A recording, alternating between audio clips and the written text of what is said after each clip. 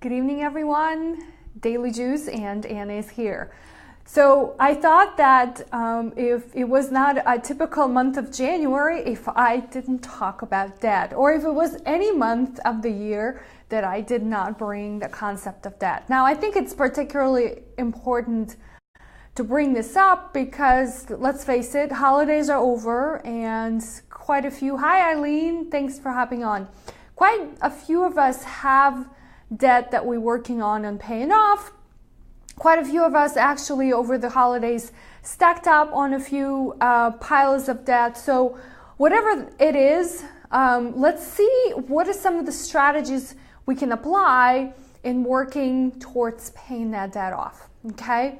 So now I have a 3-step process to just kind of tackle that idea, and I want to discuss this with you today quickly. So the very first thing to do is to make an inventory of everything you've got. Make a list. Okay, so that's step number 1. List all kinds of debts you have, right? So I know a lot of times we would focus on, okay, we have, these bigger debts. We have mortgages, we have car loans, and then we sort of tend to forget about the smaller ones, or we focus on the smaller ones and think, okay, well, leave the larger ones alone because I can never pay them off, right? They're too big. That's okay. The idea and exercise right now is to make a list. Everything. Mortgages, auto loans, personal loans, credit cards, student loans, business loans, everything you've got. Because you know what it does? It actually allows you to see a big picture. So not only making a list, but also listing the balance of the debt and what kind of rate are you paying. It is really powerful, okay? Once you've got that list, then let's talk about how we're going to tackle that debt. Step number 2 is figuring out what will give us the best bang for a buck, meaning what can we pay off first, right?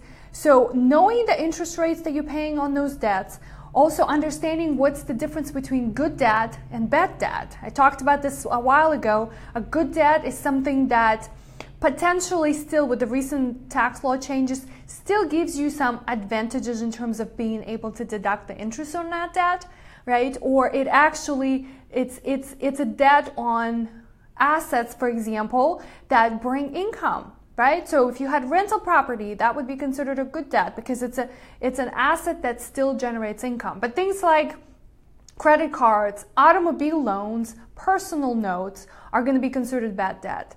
Student loans will also fall into the category of a good debt.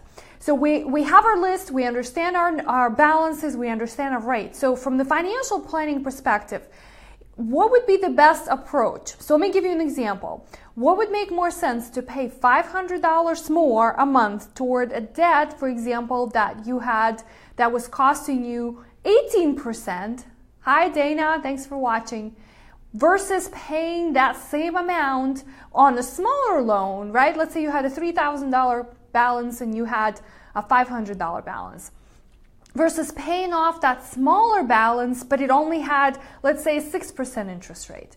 Now, I would probably argue that you can go further with paying the higher rate first, right? Higher interest rate debt first.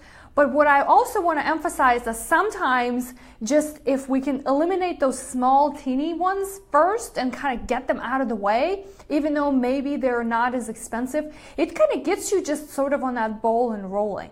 So I would leave this up to you to figure that out, what makes the most sense. But the logical and most prudent advice is to tackle the ones that are costing you the most, right? And that's the actual percentage that you pay. So what is your APR per year? Okay. Now, step number 3 is once we identify that. So the big question I have for you is how much more can you pay toward each debt? Right? Do you have disposable income? Can you pay $100, $150, $200? Can you pay $1,000 more per month? So basically what we're doing with that, we're laying out a schedule and saying we're going to make minimum payments on all of these debts, but the one that's costing us the most, we're going to pay that off with increased payments every month. So therefore, instead of paying it over a longer period of time, we're going to pay it off faster, right? It's called snowballing. It's a funny term, but that's what it means. You kind of, it's like a snowball. You pay a little bit more, and the debt kind of just goes down the hill and it goes away much, much faster, okay? Now, the other sort of idea I want to introduce into this concept of eliminating debt is to think about what are some of the other ways that you can not reshift your debt, but find alternative solutions for it. So here's a couple of examples. Credit card transfer balances. That always attracts a lot of people because let's say you had a credit card that was charging you 15%. What if you got an offer where you can transfer that balance onto a credit card that has maybe 3% for a year or for 18 months? Hi, Lisa. Thanks for hopping on. Good to have you here. So I want you to think about it. I'm not a big fan of jumping credit cards, jumping from one credit card to another just because you can save a little bit on your interest rates. Now, if you can see by putting together a snowball plan that you can pay these debts off in a short period of time, then perhaps maybe it makes sense for you to transfer balance from a higher interest credit card to a lower interest credit card. So you kind of have to look at that, but that's an option. Now, the other point to make here is that, you can refinance a lot of debts. So if we're not talking about credit cards, we can refinance a mortgage. Is that something that you can do? I just want you to think about it because that's a strategy that you can actually utilize. If you can lower your interest rates, that just frees up more cash for you to apply towards paying that debt off.